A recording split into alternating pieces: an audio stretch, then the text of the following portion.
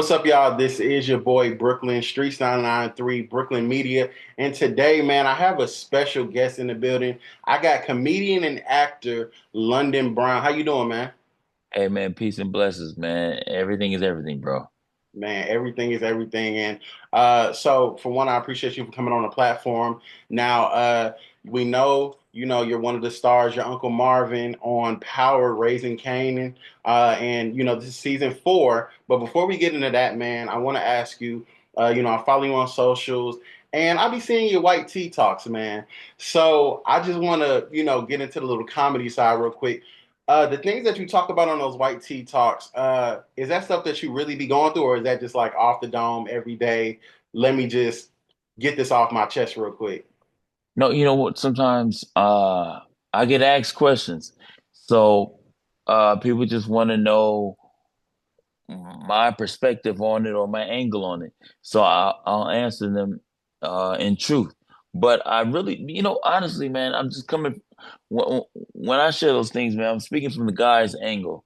That's all. It's not about anything else. I just respond. Basically, what I break down is why guys respond the way that we do to the things that women do. So I'm just speaking the truth, man. And that's why I always encourage people. I say, man, don't ever believe anything that I'm saying. It's not about me trying to um, spew my opinions out and all of that. Forget what I'm saying. Yeah, Go do the research, and people will recognize. Be like, oh, you know what? London actually speaking on some truth. That's all it is, man. Ultimately, I'm trying to help people. Uh, I'm into psychology, so I'm always trying to help people understand each other. yeah, That's so that we can better get along with each other. That's all. that's valid, bro. I feel that. And like I said, I watch them. I think they're funny. I definitely know that they're relatable for sure. I was just watching the one about the raw dog and stuff, so it was funny. Uh, It's the truth, bro. That's it, bro. no, that's 100, man. Thank you, So man. Yeah, so let's get right into it, man. Where we last left off last season, Detective Howard, he was trying to pin the murder on you, which, two people ended up dead. He ended up dead, and Unique's brother, and he's back, right? So before we get into your character, what are we gonna get from Unique this season? You know what? I mean, if you a transparent answer, I don't know. I don't know. Because I haven't watched the show yet. Not in its not in its totality. Right. Like I understand what's going on with the show because people tell me about the show, but if I was going to be transparent with you and just be really honest, I haven't watched the show like season one, season three, episode for episode. I haven't watched it, not completely, so I don't really know. But I will say that I know that Neek is back, and I kind of keep up with the show based on what the followers of the show what they talk about, and I Yeah. repost that. But I don't really know what's going on with the show. Not to be honest with you, I don't quite know. That might be bad because I'm I'm gonna on say the show he's and I looking like should a know. badass this season. Like he's back, looked like resurrected back from the dead, ready to kill all. That's what I do know. I know, and I know that because the trailer. But I don't really know. I don't know how bad of that, how bad that is of me. But I don't really know what's going on with the show. Because all I kept up with is I know Marvin has his own storyline. Hmm. Um, but I don't really know what's going on with the other characters of the show. And I'm not trying to hide like spoiler alerts. Yeah. I don't I don't really know, bro. Okay. I don't know how bad this makes me look for No, no, interviews, no. You good, but I understand you. I feel but I like ain't watched the show yet. I gotta watch the show. I yeah, gotta watch the show. we're definitely gonna be tuned in. But I know a little bit about it, a little bit because Oh, like I said, I keep up with what the fans let me know, so okay, I can share that much. gotcha. So let's talk about Uncle Marv, right? Last season, we've been kind of seeing his personal growth, just trying to really get himself right. It kind of seemed like you were, turning a corner. I don't know if you're trying to get out the game, but I know you're trying to be a better father. And you're thinking, more into, uh, I guess, your personal self, more so the violent side. So, just talk about Marvin's personal growth over the course of the last 3 seasons leading up into the season. Well, I think that after Marvin experiences after Marvin goes through his therapy session, he learns to at least try to slow down and process before he reacts. And I do think in season 4, he tried that in season 3 when he was working with Gerald, his friend from therapy, from the classes, from the therapy classes, anger management classes. But once he got crossed by him, it just let Marvin. It made Marvin feel like he couldn't trust people anymore. So, excuse me. In season 4, Marvin is zero tolerance for Mm. anybody pressing his line. Marvin is he's not tolerating any of that, and I think people are going to realize that in season 4. Cool. So when it comes to just the character of Marvin and the development of him, what say so do you have when it comes to playing the character? Fortunately, shout out to Sasha Penn. Uh, when it came to the development of Marvin and the growth of him, they were really open. We had lots of discussions about Marvin and my views upon where I thought Marvin should be, and c- collaborative with what they thought and where we're going. And I got to give a major shout out to the writers, man, because I could tell that the writers start to write a lot more for Marvin as far as um, I could tell the writers like me. And I say that humbly, meaning they knew that I was going to bring that whatever they wrote off the paper. So they start to write a lot more for my abilities as an actor, and I could tell. And so they gave me a lot of challenging things, and I could tell between the complexities of what I was bringing, they wrote more complexities, and I think people are going to see more layers of Marvin this season. Because I know generally people think, Marvin's uh, always eating. That's the comedic thing that the fans enjoy. Yeah. But as they continue to watch, they understand that Marvin is not just a caricature. He's not a caricature at all, but he's a very complex human being that people relate to. And I think that's why people even enjoy the character is Yeah, no. because they know somebody like Marvin. They're like, oh, that's my cousin, Yeah, that's yeah, my yeah. uncle.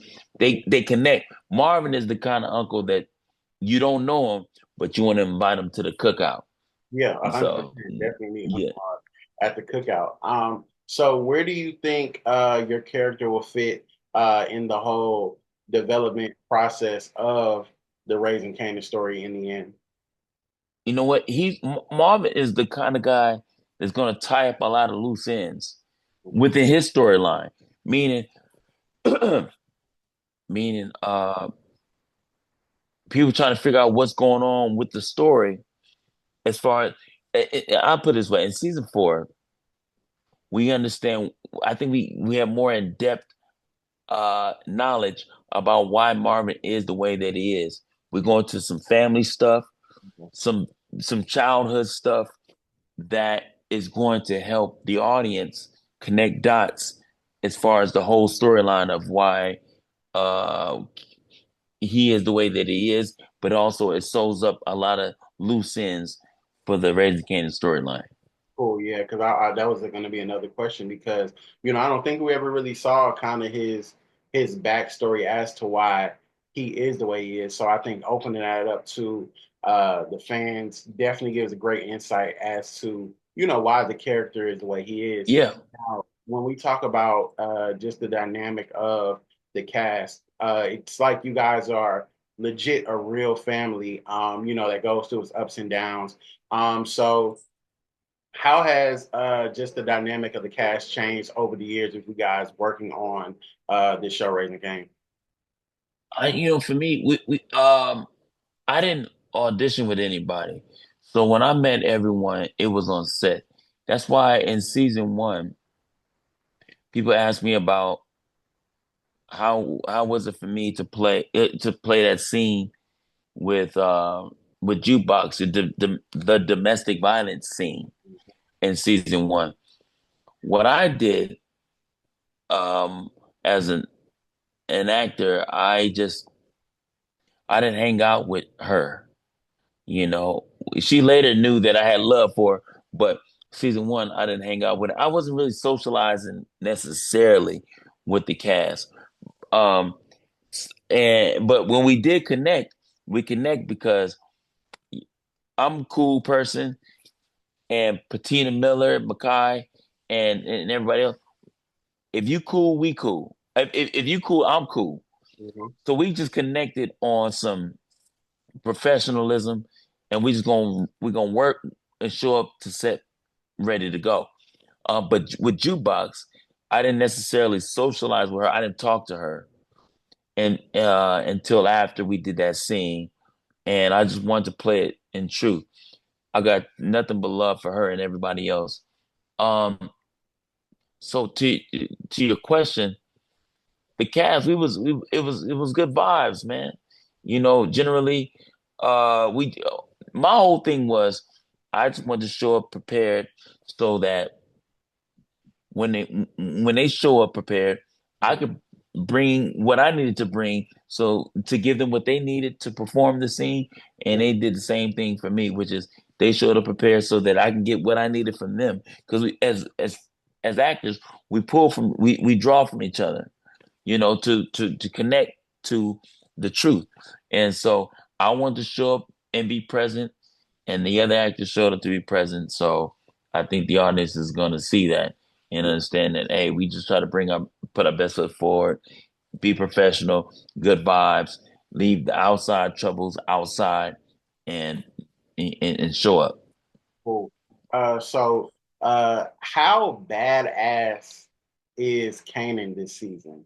Like, and I'm talking about badass as in he needs a whooping with a belt type shit. Listen, there's a scene there's a scene. I think, in fact, I think it's in season three where Marvin looks at at Rock, and he hits him with the like, "Yo, you gonna let him act like this?" For real. So there is Kanan.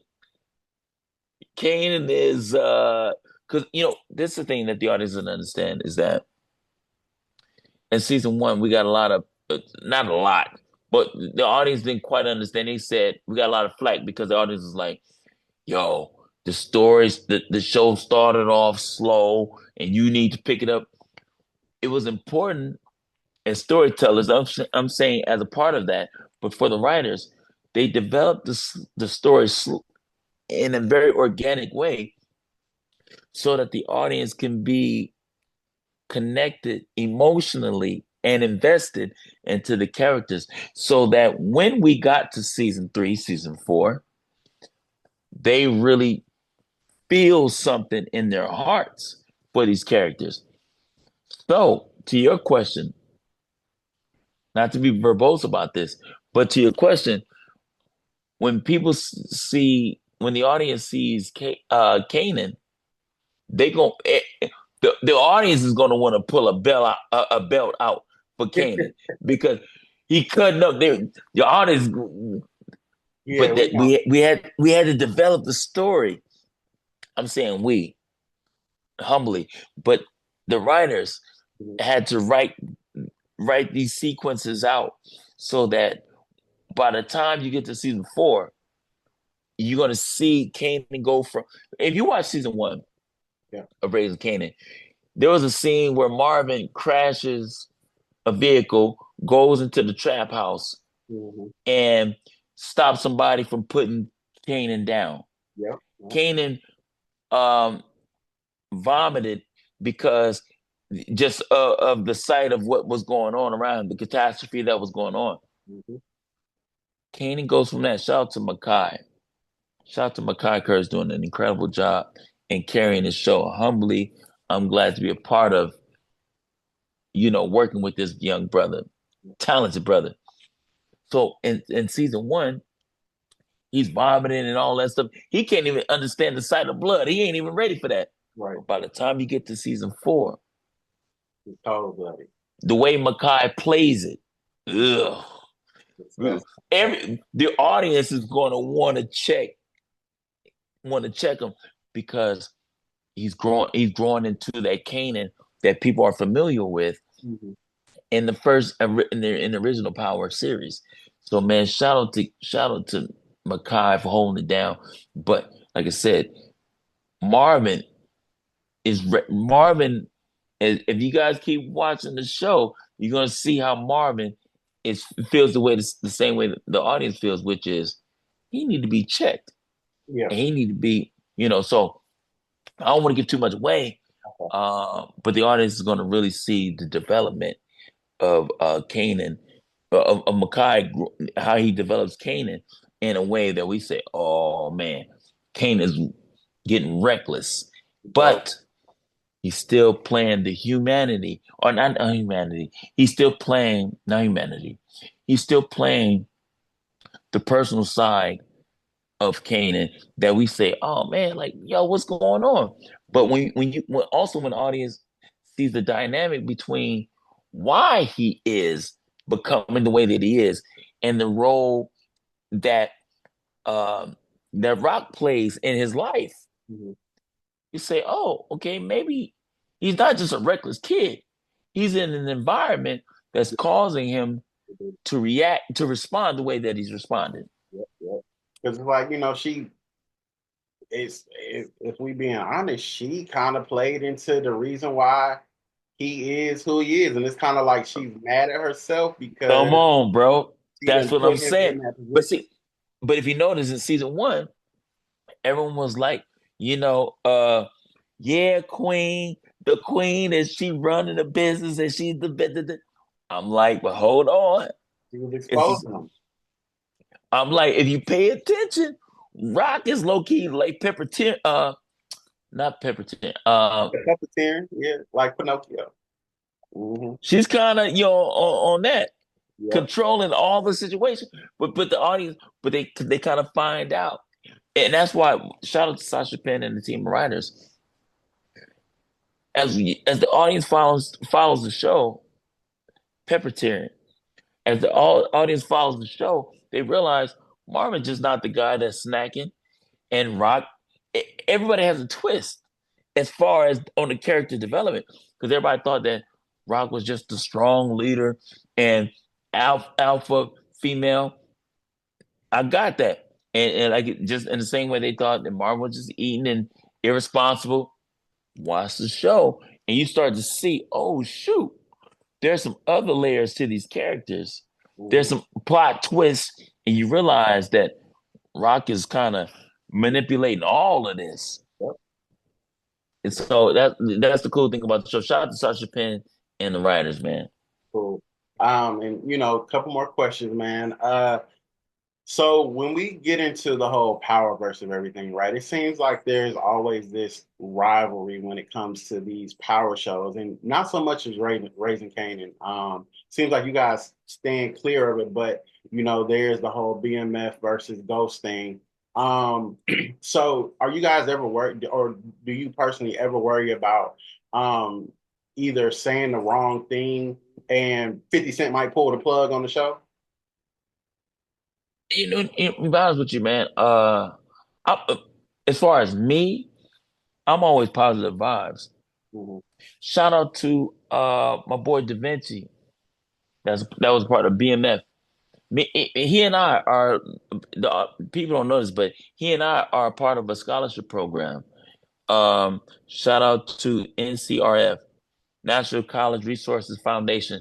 What we do is we are considered ambassadors, and we give out scholarships to help students get into HBCUs.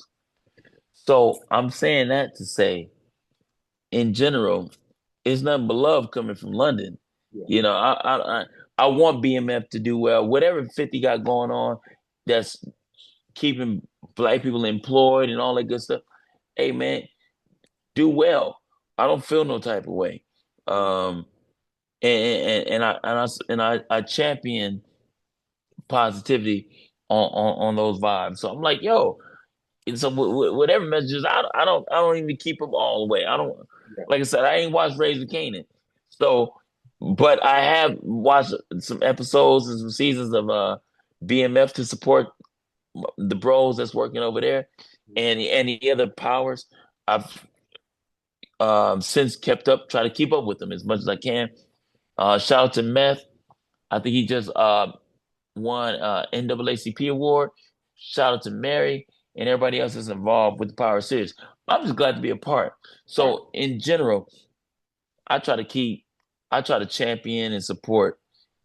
And shout out to my boy Woody. I try to, and uh, eh, the cast of the show. I try to support Yeah. and show them love, man. So I don't ever feel no type of way. Not me personally. I'm like, do well, go do well on this show, and then go be great someplace else, and that sort of thing. Cool, cool. And we know the new season comes on, I believe Friday, the 7th, March 7th.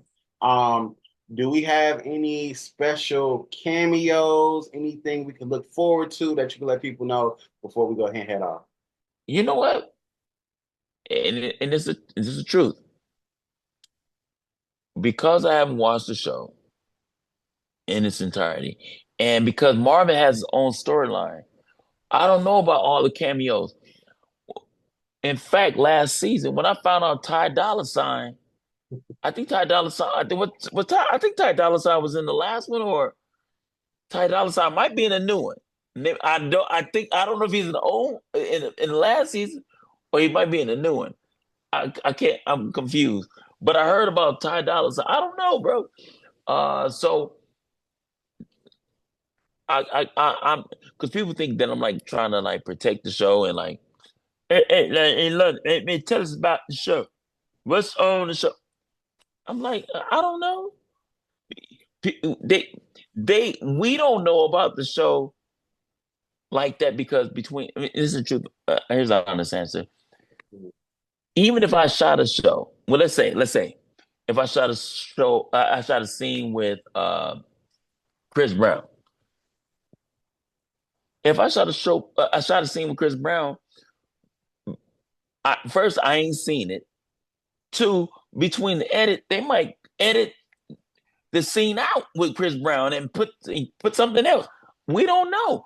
It's new to us, like it's new to y'all. We don't know. The stars are very protective over the show, so we get the scripts last minute. We don't see the scenes until y'all see them. So I'm sure, but I know that they want to keep the show exciting Mhm. for the viewers. So I know we got cameos. I know that just from watching the previous just from hearing, not watching, but more so hearing about the other seasons and um the other books of Power. I know they always keeping it exciting. You know, we got Tony Danza this season. We got um we got Wendell in there. I think it felt like his last name is Pierce. We got some people, we got some hitters in there.